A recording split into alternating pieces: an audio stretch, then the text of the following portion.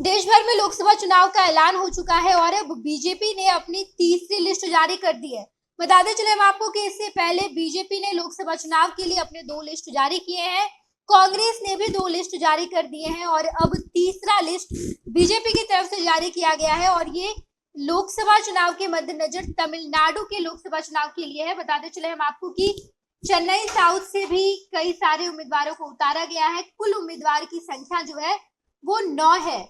इसके अलावा हम बात करें तो चेन्नई सेंट्रल से श्री विनोद पी सेल्वम है, वेल्लोर से है एसी सनमुगम है, कृष्णगिरी से है नरसिम्हा, नीलगिरी से है एल मुरुगन और इसके अलावा 4 कैंडिडेट और उतारे गए हैं। पालमपुर से है, कन्याकुमारी से है राधा कृष्णन। ये 9 उम्मीदवार बीजेपी की तरफ से उतारे गए हैं और बीजेपी ने अमूमन अपनी पूरी तैयारी कर ली है। हालांकि बीजेपी की तरफ से लगातार ये कहा जा रहा था कि हम 400 सीटों से आगे बढ़ेंगे, 400 पार करेंगे, लेकिन इंडिया गठबंधन ने भी अपनी पूरी तैयारी पक्की कर ली है। हालांकि इंडिया गठबंधन की तरफ से अभी सीटों का बंटवारा नहीं किया गया है। अगर बिहार के संदर्भ में बात की जाए तो बिहार में अभी सीटों के बंटवारे को लेकर पेच फंसा ही है। लालू प्रसाद यादव के पास लगातार महागठबंधन के नेता पहुंच रहे हैं। अभी भी तेजस्वी यादव ने सीट को लेकर कुछ भी क्लियर नहीं किया है। हालांकि अगर पहले चरण के लोकसभा चुनाव की बात की जाए तो पहले चरण में बिहार के 4 लोकसभा सीटों में चुनाव होना है, जिसमें जमुई, गया, औरंगाबाद और नवादा आता है। इन चारों सीट पर तेजस्वी यादव की तरफ से उम्मीदवार उतारे गए हैं, लेकिन बाकी के सीटों पर अभी भी पेच फंसा हुआ है। अखिलेश प्रसाद सिंह ने तेजस्वी यादव और लालू प्रसाद यादव से मुलाकात की। इसके अलावा वाम दल भी लगातार लालू प्रसाद यादव और तेजस्वी यादव से बातचीत में है। लेकिन इसी बीच जहां पर कांग्रेस को अकेले चुनाव लड़ना है, वहां पर कांग्रेस अपनी दावेदारी ठोक रही है और उम्मीदवार उतार रही है।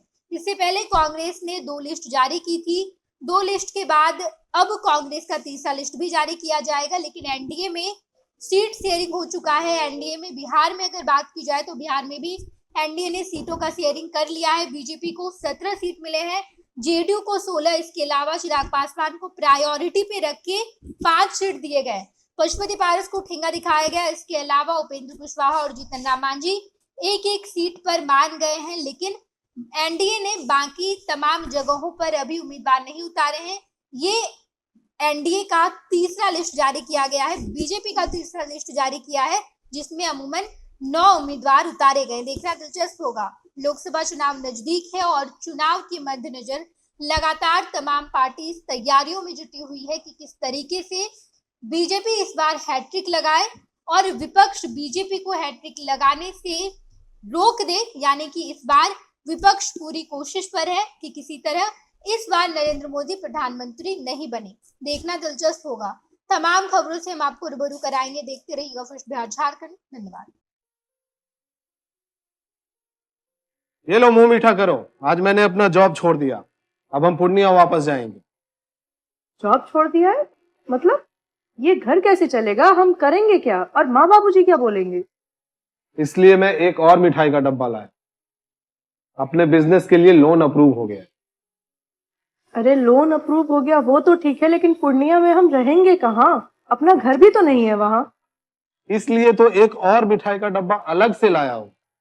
हमने पूर्णिया में घर ले लिया है, पूर्णिया के ई होम्स पैनोरमा में। पूर्णिया में पैनोरमा ग्रुप लेकर आए हैं ई होम्स पैनोरमा। बड़ा घर, आलीशान जिंदगी और अत्याधुनिक सुविधाओं के संग। अरे अरे, अब क्यों मुंह मीठा करवा रही हो? क्योंकि हम घर वापसी जो कर रहे हैं। घर वापसी की खुशी पूर्णिया में ई होम्स पैनोरमा के संग। E homes panorama, luxurious lifestyle redefined.